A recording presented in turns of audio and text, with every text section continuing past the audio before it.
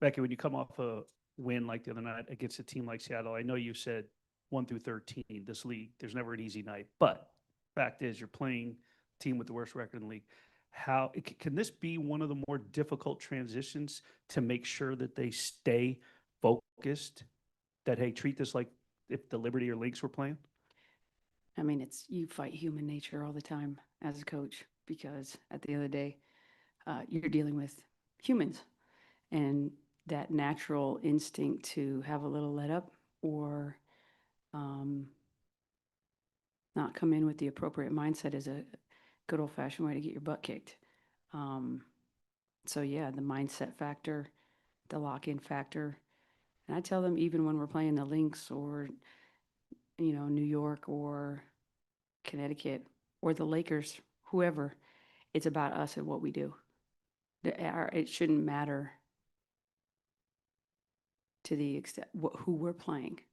We got to play our brand of basketball.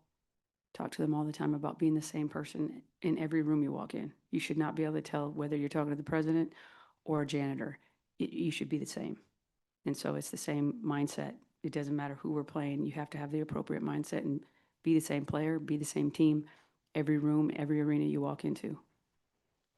I think you've been asked several times about Jules' request to come off and what it's done for her and the production in Alyssa's edition, the production for Asia. But one person who seems to have benefited is Jackie, and just maybe feeling a little more comfortable in doing what she does from the jump. Have you seen that?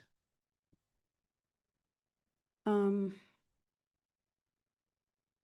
I don't know. Maybe there's a underlying thought process of, when she's out there with Jewel got to get touches too. I don't know. For me, it's a priority um, when Jackie's out there to have the ball in her hands, have her making decisions, having her score points, distribute whatever we need. And when Jewel's out there, it's a priority for me to get her shots. So um, I don't know if it's necessarily that switch up because I thought, Jackie had some big games before. Um, I just think Jackie continues to elevate her game in a different kind of way as the season progresses. She's just getting better and better and better, which she always has, honestly, because she's such a worker. Um, she's one of the hardest working players I've been around. Um, so I'm not surprised. Now it's I also just think as a whole, our group is playing better, and the way that happens is individuals play better. So it's we all help each other. You know, Asia's playing better, that helps Jackie. When Jackie's playing better, that helps Asia. That help and on down the line.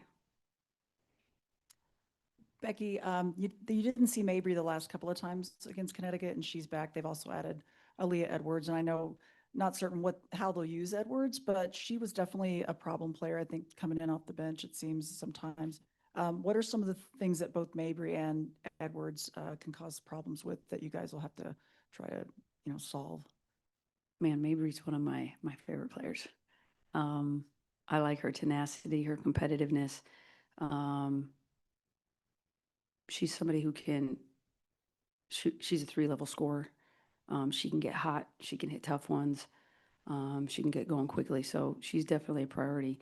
With Edwards coming in off the bench, we just want to be solid, play solid defense, um, make her catches tough. Fight her for good real estate. All the things that we talk about with Post D.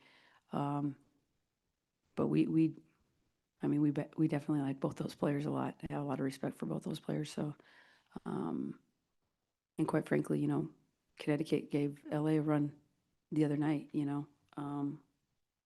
Had a lead a good part of that game, and LA eventually snuck in there and got it. But um, they're a team that can get hot. You better come with the respectful mindset.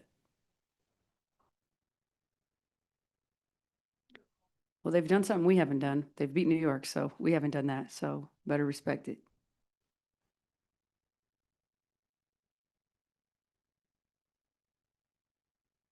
Nikias, we'll go to you on Zoom. Nikias. Hi, Coach. I had a couple for you. On a broader sense, with Connecticut, I think up until that Sparks game, they were defending at a top 4 level post All-Star break. Just what kind of stands out to you about their defense and how they've been playing lately? I just think they're healthy. They're getting settled in. Mabry's a big piece for them. Her not playing, I don't know how many games she's played in total, but she's missed quite a few. And that's a substantial piece for them. Also, I think the Lacan, Torrey, like you're adding some long athletic pieces that help them defend on the perimeter a little bit better. So, keeping people in front is a priority, but it's a trickle down effect.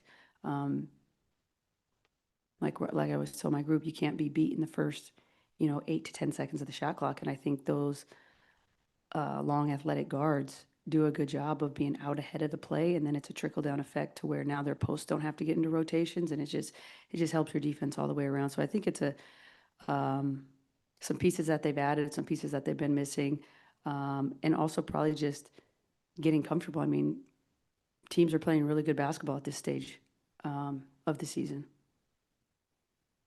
Got you. Actually, I saved the second one. Thank you. All right, thank you, Coach. Yep.